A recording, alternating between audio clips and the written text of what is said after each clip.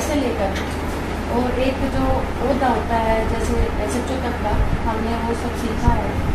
और उसमें है मेरे कुछ एक्सपीरियंस है। जैसे ये तो हम क्या करते हैं कि हम मुकदमे देते रहते हैं, लेकिन ये भी है कि आज जो हम जहाँ पे मैं इंस्पेक्टर लेवल है, जो मेरा इंस्पेक्टर है रैंक, और मैं SHO की पोस्ट पे बैठी हूँ, तो केसेस तो हमारे सामने ऐसे बहुत आते रहते हैं। अभी तो मेरा मैं ये एक्सपीरियंस अभी हमने पीछे शेयर किया है, जैसे फादर के ऊपर एलिगेशन करिए थे। और एक मेरे सामने सबसे बड़ी चीज़ ये है कि मैं जैसे कॉलेज वगैरह में जाती रहती हूँ, लेक्चर देती रहती हूँ, तो उसमें जब मेरे से लड़कियाँ सवाल करती हैं तो यही करती हैं कि मैडम हमारी जो प्राइवेसी है वो लीक ना हो। और इससे ज़्यादा मेरा और एक्सपीरियंस क्या होगा, जो मैं लड़कियाँ मेरे को अकेले में अपनी एक बात रखती हैं, मेरे पास काफ़ी केसेस आते हैं, कोई स्क्रीनशॉट भी भेजती है मेरे पास व्हाट्सएप पे कि ये है फलाना मैडम, ये लड़का मेरे को परेशान करता है, या ये फ़ोटो मेरी पिक अपने साथ, या कोई ऐसी अश्लील वीडियो भी भेजते हैं। और जो लड़की ये भी चाहती है कि मेरे मायके मतलब मेरे घर वालों को भी ना पता चले। तो इसमें मैं एक अपना है कि मैंने आज तक किसी को डिस्कस नहीं किया, वो पॉइंट ये है कि एक लड़की है ITI में थी, मैं नाम नंबर उस लड़की का नहीं बताऊंगी, तो वो बेचारी सुसाइड करने की नौबत पे थी। तो उसने मेरे से बात की, मैडम आप ITI में आए थे और आपने अपना एक्सपीरियंस भी शेयर किया था और आप मुझे बहुत अच्छे लगते हैं, लेकिन मैं सुसाइड करने जा रही हूँ। मैंने उससे कहा बेटा आप क्यों सुसाइड करना चाहते हो? कि उसने कि मैडम मेरे साथ एक ऐसा ऐसा लड़का है, मेरी पहले उसके साथ फ्रेंडशिप थी और उसके बाद अब मुझे ब्लैकमेल कर रहा है। अब मैंने छोड़ दिया है और मेरी अब किसी के साथ फ्रेंडशिप किसी और लड़के के साथ हो गई है। तो उसके पास कुछ फ़ोटोज़ है, मेरी वीडियो है। मैं एक चीज़ ये कहना चाहती हूँ कि जो मेरी महिलाएँ हैं, जो लड़कियाँ हैं, कॉलेज स्टूडेंट हैं, वो एक गलती कर बैठती हैं कि अपने जैसे आजकल वीडियो कॉल और जो व्हाट्सएप कॉल होती है, वीडियो कॉल पे अपने कुछ ऐसी वीडियो कॉल करते दौरान ऐसी कुछ भी कहा जाती है उनकी, ऐसा कुछ आ जाता है, तो वो फिर उनके लिए बाद में वो ऐसी घटनाक्रम ला के सामने खड़ा कर देता है कि उन बेचारे को सुसाइड के सिवाय कोई ऐसा वो नहीं है।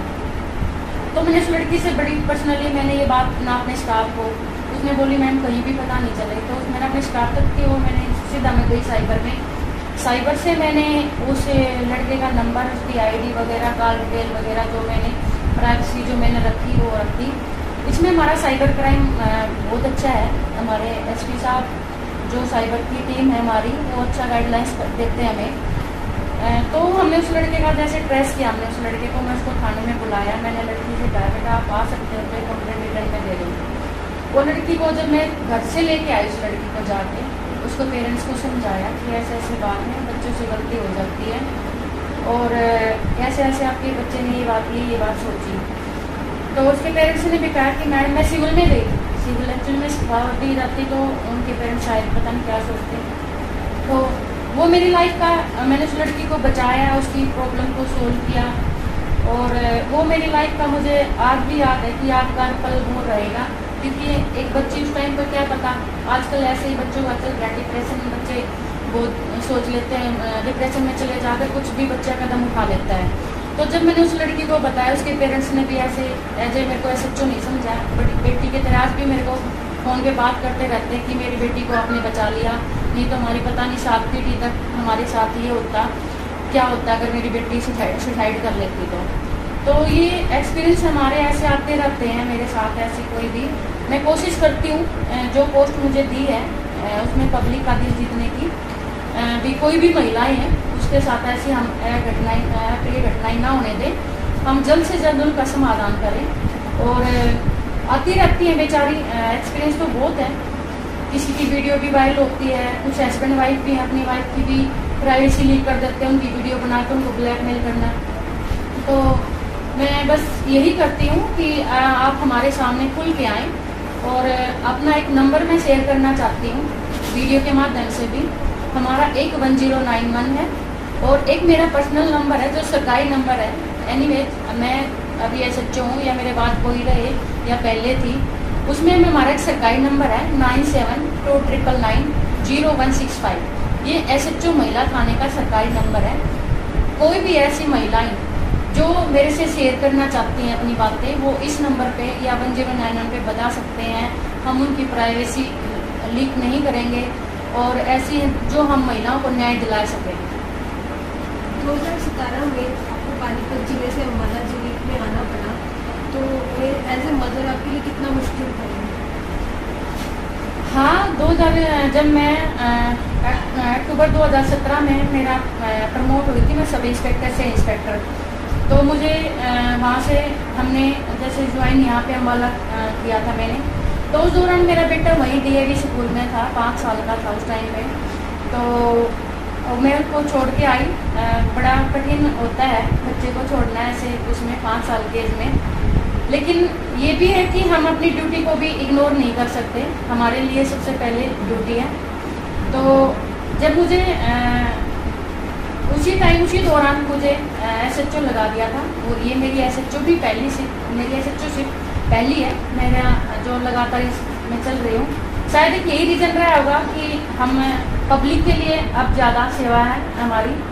और सैटरडे संडे मेरा बेटा आता था, तो मैं संडे के दिन अपने बेटे को टाइम दे पाती थी, क्योंकि केस भी आते रहते थे। तो मैं अपने बच्चे को भी कई बार तो थाने में लेके आना, उनसे बात करना, जैसे मैं काउंसलिंग करवाती थी तो अपने बच्चे को थाने में भी बुला लेती थी, क्योंकि मानते हैं। और मुझे उस टाइम पे बड़ा इमोशनल मैं हो जाती थी। तब मेरा बेटा मंडे को जाता था, सुबह 4 बजे निकलते थे मेरे हस्बैंड और मेरा बेटा। सुबह 4 बजे जब मैं उसको गोदी में सुआ के सीट पे सुआ के आती थी, और वहाँ पे जब मेरे बेटे की आँख खुलती थी तो फिर वीडियो कॉल करता था, मम्मा मैं तो आपके पास सो रहा था, अब मैं यहाँ कैसे आ गया।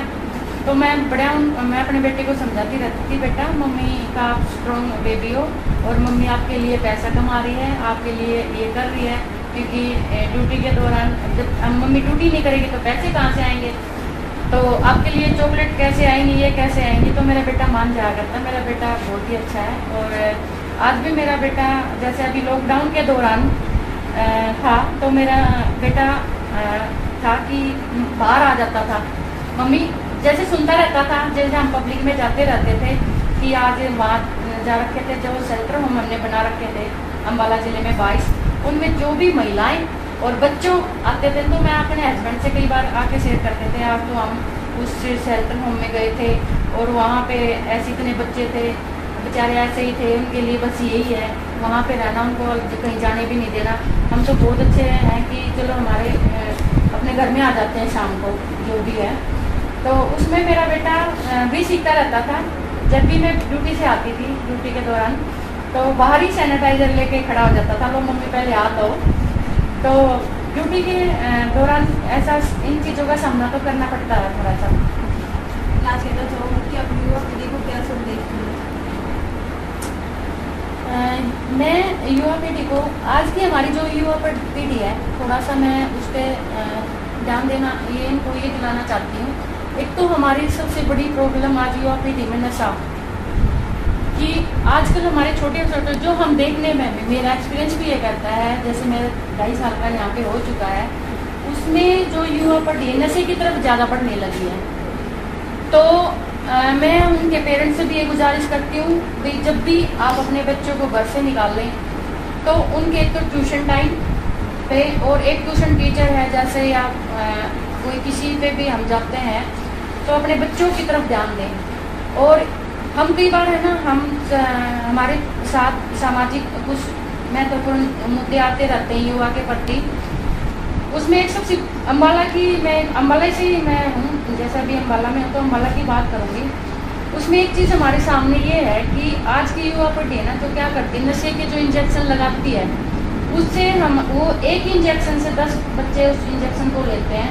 उसमें एक सबसे बड़ी बीमारी ना, ये जो एड्स जिसको हम बोलते हैं, ये भी आज की युवा पीढ़ी में सबसे 60%, जो एक काउंसलर हैं वो आए थे मेरे से रिसर्च करने, तो हमें लेडीज़ को जैसे बताती रहती हैं, तो उसमें 60% उन्होंने बताया कि जो बच्चों में ये एड्स की बीमारी आ चुकी है, लेकिन ये अभी किसी को जागरूक है ही नहीं कि क्या किस कारण आई है। लेकिन उसका रीज़न सबसे बड़ा रहा है नशा। नशा एक ऐसी चीज़ है जो इंसान को, आज की युवा पीढ़ी को ख़त्म करती जा रही है। तो मैं अपनी युवा पीढ़ी से यही अपील करती हूँ कि आप नशे से दूर रहें और अपने जो एक माता पिता अपने बच्चे को जहाँ देखना चाहते हैं, या किसी भी वर्ग में हो, या खेल में हो, या पढ़ाई में हो, या डॉक्टर लाइन में हो, जैसे भी है, उसमें सबसे बड़ा है संयम। आज की युवा पीढ़ी में इतना संयम नहीं है। ये सबसे बड़ा कारण यही है कि वो छोटी उससे उपलब्धि से लेकर एकदम हाई लेवल की उपलब्धि पे जाना चाहते हैं, लेकिन उसके लिए हमें बहुत संघर्ष करना पड़ता है, मेहनत करनी पड़ती है। आप मेहनत करो। और किसी ने ये बात तो है कि किसी ने सच कहा कि जो मेहनत करोगे उसका फल आपको प्राप्त हर हाल में मिलेगा। ये मैं मान ही नहीं सकती जो हम मेहनत करें और वो फल हमें ना मिले। कर्म करो, फल की इच्छा मत करो। दोबारा